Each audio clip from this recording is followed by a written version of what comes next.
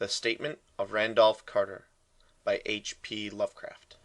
Again I say, I do not know what has become of Harley Warren, though I think, almost hope, that he is in peaceful oblivion, if there be anywhere so blessed a thing. It is true that I have for 5 years been his closest friend, and a partial sharer of his terrible researches into the unknown. I will not deny, though my memory is uncertain and indistinct, that this witness of yours may have seen us together, as he says, on the Gainesville pike, walking toward Big Cypress Swamp, at 11:30 on that awful night.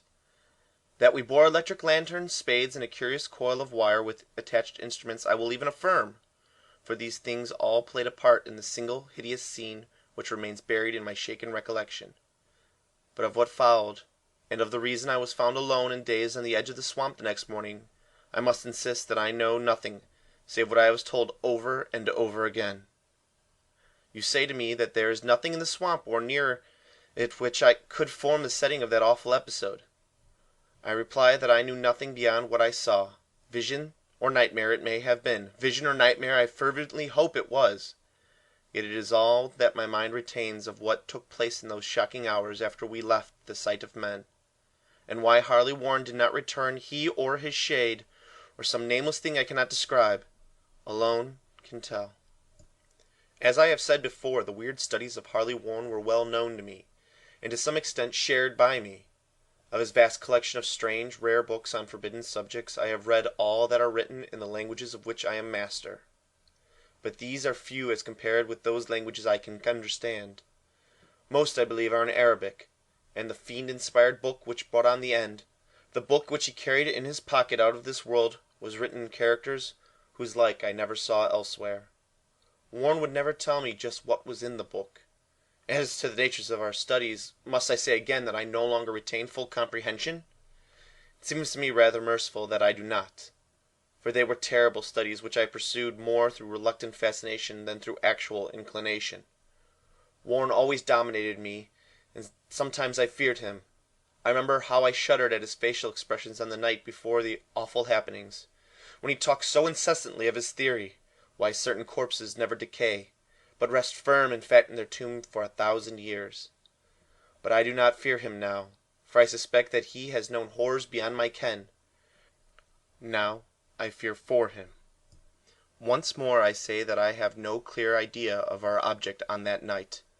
Certainly it had much to do with something in the book which Warren carried with him, that ancient book in undecipherable characters which had come to him from India a month before.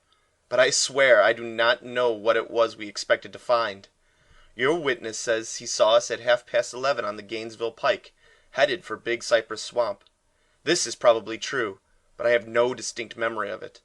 The picture seared into my soul is one scene only, and the hour must have been long after midnight, for a waning crescent moon was high in the vaporous heavens. The place was an ancient cemetery, so ancient that I trembled at the manifold signs of immemorial years. It was in a deep, damp hollow, overgrown with rank grass, moss, and curious creeping weeds, and filled with a vague stench which my idle fancy associated absurdly with rotting stone.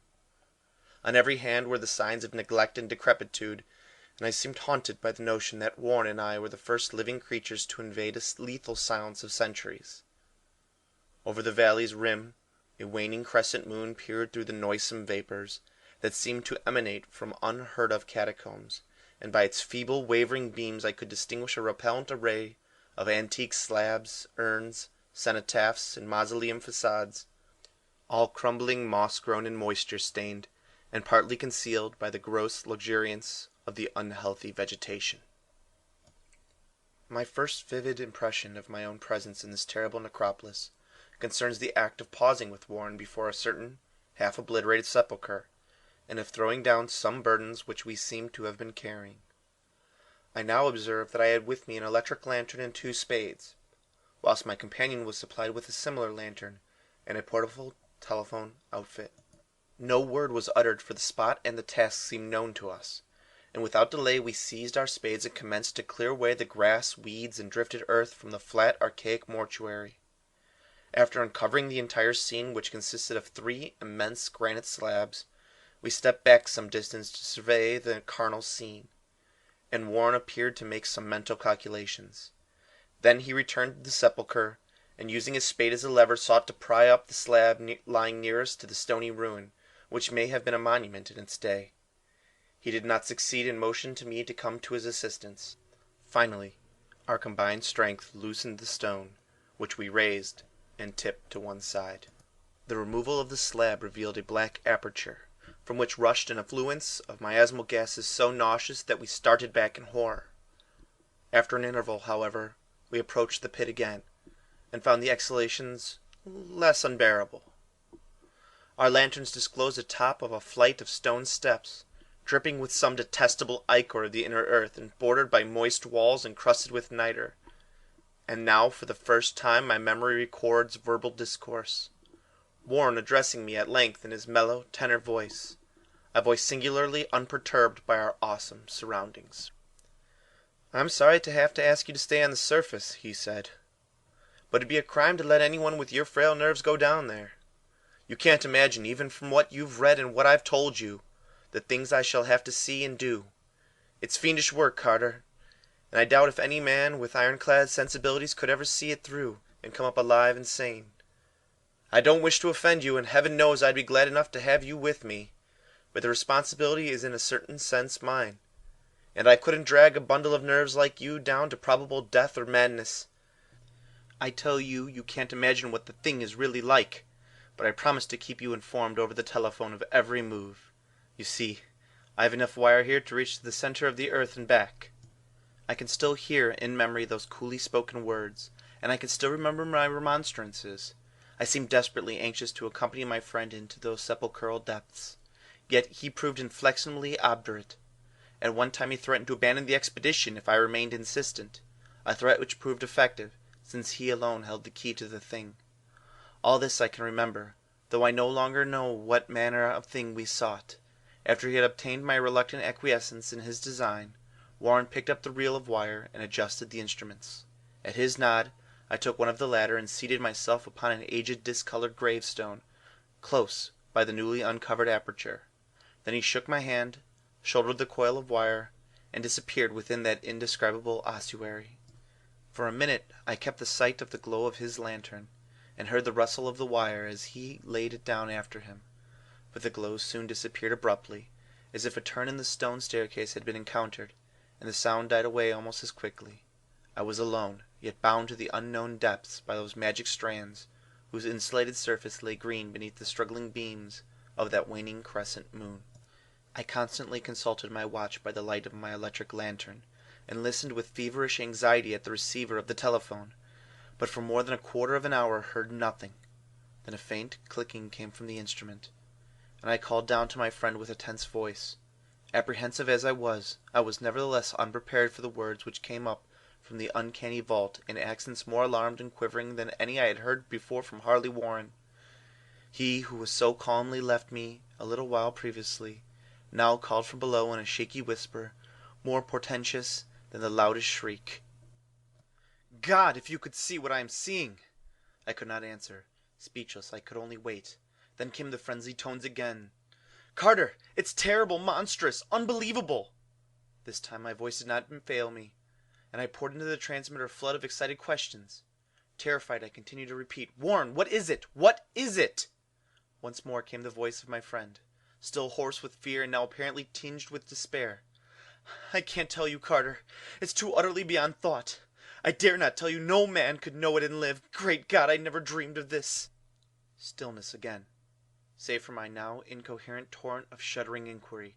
Then the voice of Warren in a pitch of wilder consternation. "Carter, for the love of God, put back the slab and get out of this if you can. Quick, leave everything else and make for the outside. It's your only chance. Do as I say and don't ask me to explain." I heard, yet was able only to repeat my frantic questions. Around me were the tombs and the darkness and the shadows. Below me, some peril beyond the radius of the human imagination. But my friend was in greater danger than I, and through my fear I felt a vague resentment that he should deem me capable of deserting him under such circumstances. More clicking, and after a pause a piteous cry from Warren. "Beat it! For God's sakes, put back the slab and beat it, Carter!" Something in the boyish slang of my evidently stricken companion unleashed my faculties. I formed and shouted a resolution. "Warren, brace yourself, I'm coming down." But at this offer the tone of my auditor changed to a scream of utter despair. "Don't! You can't understand. It's too late and my own fault. Put back the slab and run. There's nothing else you or anyone can do now." The tone changed again, this time acquiring a softer quality, as of hopeless resignation, yet it remained tense, through anxiety for me. "Quick, before it's too late." I tried not to heed him, tried to break through the paralysis which held me, and to fulfill my vow to rush down to his aid, but his next whisper found me, and still held inert in the chain of stark horror. "Carter, hurry! It's no use. You must go. Better one than two. The slab." A pause, more clicking than the faint voice of Warren. "Nearly over now. Don't make it harder. Cover up those damn steps and run for your life. You're losing time so long, Carter. Won't see you again." Here Warren's whisper swelled into a cry that gradually rose to a shriek fraught with all the horrors of the ages. "Curse these hellish things! Legions, my God! Beat it! Beat it! Beat it!" After that was silence. I know not how many interminable eons I sat stupefied, whispering, muttering, calling, screaming into that telephone. Over and over again through those eons I whispered and muttered, called, shouted, and screamed, "Warren! Warren, answer me! Are you there?" And then there came to me the crowning horror of all, the unbelievable, unthinkable, almost unmentionable thing. I have said that eons seemed to elapse after Warren shrieked forth his last despairing warning, and that only my own cries now broke the hideous silence. But after a while there was a further clicking in the receiver, and I strained my ears to listen. Again I called down, "Warren, are you there?" and in answer heard the thing which had brought this cloud over my mind. I do not try, gentlemen, to account for that thing, that voice, nor can I venture to describe it in detail, since the first words took away my consciousness and created a mental blank which reaches to the time of my awakening in the hospital. Shall I say that the voice was deep, hollow, gelatinous, remote, unearthly, inhuman, disembodied? What shall I say? It was the end of my experience, and is the end of my story. I heard it, and knew no more. Heard it as I sat petrified in an unknown cemetery in the hollow, amidst the crumbling stones and the falling tombs, the rank vegetation and the miasmal vapors. Heard it well up from the innermost depths of that damnable open sepulchre as I watched amorphous, necrophagous shadows dance beneath an accursed waning moon. And this is what it said: "You fool, Warren is dead." End of the statement of Randolph Carter.